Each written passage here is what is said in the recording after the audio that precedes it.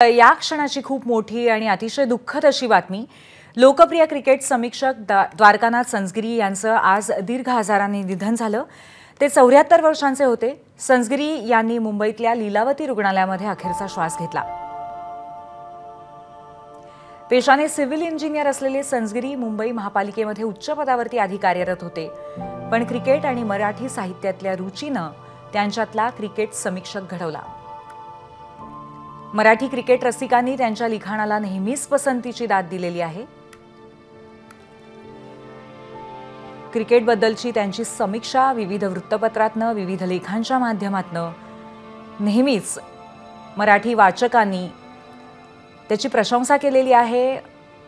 त्याला एक खूप मोठा वर्ग त्यांच्या लिखाणाने नेहमीच लाभलेला होता।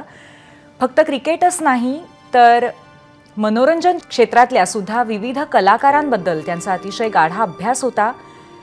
त्यांच्या संदर्भातले सुद्धा विविध किस्से, कार्यक्रम ते सादर करत असत। साहित्याबद्दलही त्यांचा गाढा अभ्यास होता।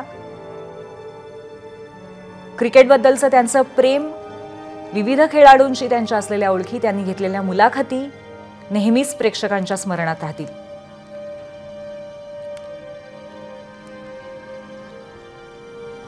लोकप्रिय क्रिकेट समीक्षक म्हणून त्यांनी महाराष्ट्रामध्ये मोठी ओळख मिळवलेली होती।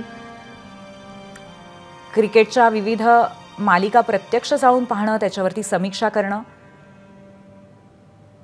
तसंच सर्वसामान्यांना क्रिकेट आणखीन उत्तम पद्धतीने कळावं म्हणून त्यातल्या खाचाखोचा सर्वसामान्यांपर्यंत पोहोचवणं, अतिशय रंजक पद्धतीने, रंजक भाषेमध्ये लोकांपर्यंत विविध विषयांच्या खाचाखोचा आणि विविध विषयांवरचे अनेक मुद्दे ते पोहोचवत असत। आणि अशा अत्यंत लोकप्रिय अशा व्यक्तिमत्वाचं दीर्घ आजारानं आज निधन झालंय। ते 74 वर्षांचे होते आणि मुंबईतल्या लीलावती रुग्णालयामध्ये त्यांनी अखेरचा श्वास घेतला। वास्तविक पाहता ते पेशाने सिव्हिल इंजिनियर होते आणि मुंबई महापालिकेमध्ये उच्च पदावरती कार्यरत होते, पण क्रिकेट, मराठी साहित्य, मनोरंजन क्षेत्र या संदर्भात त्यांची असलेली रुची आणि त्यानंतर त्यांचा असलेला गाढा अभ्यास याच्या माध्यमातून त्यांनी या सर्वच क्षेत्रांमध्ये एका वेगळ्या पद्धतीने आपली ओळख निर्माण केली होती।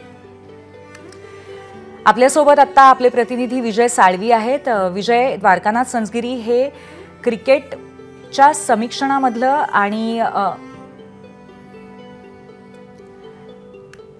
विजय, तुमच्याशी आपण बोलूच, पण सध्या आपल्यासोबत मंत्री आशिष शेलार आहेत। आपण त्यांच्याशी आधी संवाद साधूया।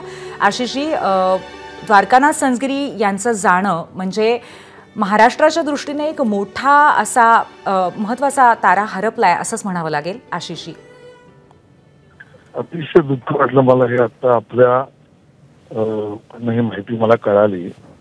द्वारकानाथ संझगिरी हे क्रिकेट प्रेमी, क्रिकेट वर ज्या अर्थाने मी असं म्हणेन रिसर्च करणारे, क्रिकेटच्या विषयातल्या खाचखळग्यांचं ज्ञान असलेले, क्रिकेटियर्स आणि क्रिकेट रेकॉर्ड्स याचे एका अर्थाने एन्सायक्लोपीडिया असलेले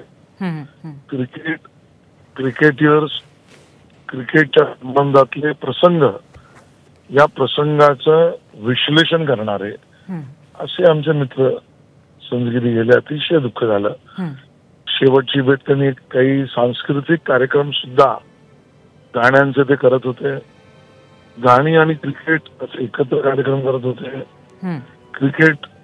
क्रिकेटियर्स, त्या क्रिकेट संबंधी पुस्तकं याचे प्रकाशनाचे कार्यक्रम करत होते आणि त्या संदर्भामध्ये परिसंवाद सुद्धा ते ऑर्गनाइज करत होते। मला वाटतं आपल्या साहित्य, संस्कृती आणि मनोरंजन यामध्ये एक वेगळी धाटणी यांनी बांधली यामध्ये सुद्धा। अशा एक रेअर ज्याला आपण म्हणू असं व्यक्तिमत्व होतं। काही काळ आजारी होते असं मला वाटलं होतं व्यक्तिमत्व शेवटल्या त्यावेळेला, असं नाही।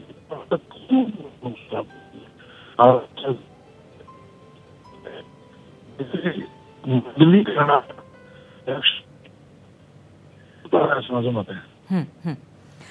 नक्कीच आशिषी, आणि त्याचबरोबर एका अतिशय वेगळ्या दिलखुलास अशा गप्पांच्या पद्धतीने किंवा लिखाणाच्या माध्यमातून संस्कृती, साहित्य आणि क्रिकेट ही तीनही विषय मराठी माणसांच्या अगदी जवळ द्वारकानाथ संस्कृती यांनी आणून ठेवले असंही आपल्याला नक्कीच म्हणावं लागेल. धन्यवाद, आपण आमच्याशी संवाद साधला त्याबद्दल.